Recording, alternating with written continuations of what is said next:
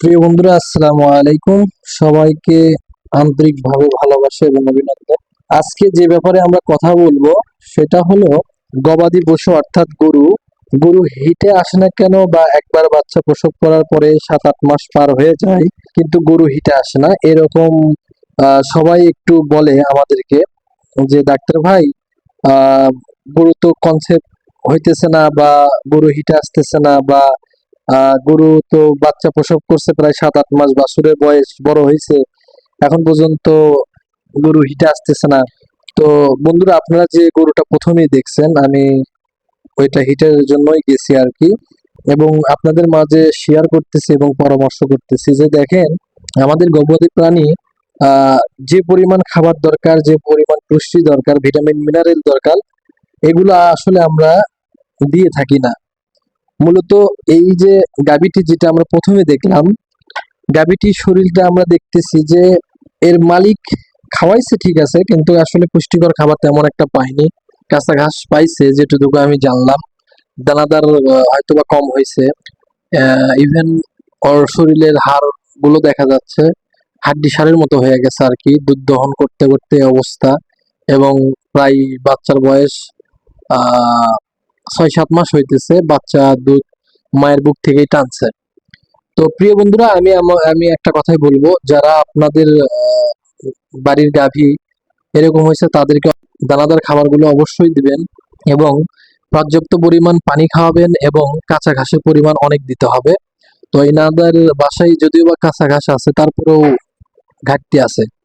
তো আমি সবার উদ্দেশ্যে একটা কথা বলবো যে এই যে গাভীটি যেভাবে আমি দেখলাম যে হাড্ডিসার হয়েছে, এখানে মূলত পুষ্টিহীনতায় ভুগতেছে। আর একটা কথা, সেটা হলো যে আমরা নিয়মিত ভাবে গরুকে কৃমিনাশক করি না। কৃমিনাশকের কারণেও কিন্তু গবাদি পশু দিন দিন শুকিয়ে যায়। বিশেষ করে যদি একটি কথা বলা যায়, সেটা হলো যে গরুর ভিতরে কলিজা কৃমি বা শুষ্ক কৃমি, এগুলো দ্বারা গরু শুকিয়ে যায়, রক্ত শোষণ বেশি করে। আর প্রতি 3 মাস পর পর অবশ্যই আমরা গবাদি পশুকে কৃমিনাশক ইনজেকশন অথবা ট্যাবলেট খাওয়াবো। এখন আসেন, আমরা এই যে বাচ্চা হওয়ার পরে কিছু খাবার আছে, পানির পরিমাণ আছে, এবং দুধ দহনের সময় আছে, এগুলো আমাদের মেনটেন করতে হবে, এবং 3 মাস পর পর গরুকে কৃমিনাশক করতে হবে। তো এখন যে অবস্থা দেখতেছি, এই অবস্থায় আমি আগে গরুটাকে আজকে কৃমিনাশক করব, এবং 2-3 দিন পরে হয়তো বা পরে হিটের জন্য কিছু ইনজেকশন আছে আমাদের, সেগুলো ইনজেকশন প্রয়োগ করব ইনশাল্লাহ। গরুটা টাইম মোতাবেক 21 থেকে 48 দিনের মধ্যে ইনশাল্লাহ হিটে আসবে। তো এগুলো অবশ্যই আপনারা খেয়াল রাখবেন। এবং আরেকটা কথা যেটা বললেই না, আমরা গ্রামের মানুষরা যারা গবাদি পশু পালন করে, বিশেষ করে তারা গরুকে প্রচুর পরিমাণ খুদ খাওয়ায়। ইভেন তারা বলে যে খুদ না খাওয়ালে শরীর ভাঙে যাবে, তারপরে খুদ না খাওয়ালে দুধ দিবে না। এগুলো আসলে একটা মানে ভ্রান্ত ধারণা বা মিথ্যা কথা।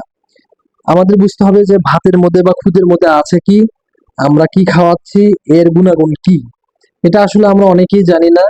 যে কারণে আমরা খুদ খাওয়াই, আর খুদ খাওয়ার কারণে মূলত গরুর কিন্তু প্রজন্ম ক্ষমতাও কমে যায়। খুদ খাওয়ানোর জন্য দুধের প্রোডাকশন কমে যায়। আমরা আসলে চেষ্টা করি না বা জানিও না যে আসলে খুদ আম, ভালোর চাইতে খারাপ বেশি করে। হ্যাঁ, যদিও বা শর্করা জাতীয় জিনিস প্রয়োজন আছে গরুর জন্য, আমরা কি করতে পারি, ভাতের মার দিতে পারি। তো প্রিয় দর্শক বিন্দুরা, আজকে আমার এই ভিডিও এটাই ছিল। গরু পুষ্টিহীনতায় ভুগতেছে, এবং এর জন্য গরু হিটে আসে না, এবং দ্বিতীয়ত কৃমিনাশক না করার কারণে মূলত গরু হিটে আসতেছে না। তো প্রিয় দর্শক বিন্দুরা, আপনারা যাদের বাসায় গরু আছে, তারা অবশ্যই এই জিনিসগুলো খেয়াল রাখবেন, এবং ভালো একটা ভেটেরিনারি ডাক্তার দিয়ে বা মাঠকর্মী দিয়ে ভালোভাবে 3 মাস পর পর কৃমিনাশক করবেন।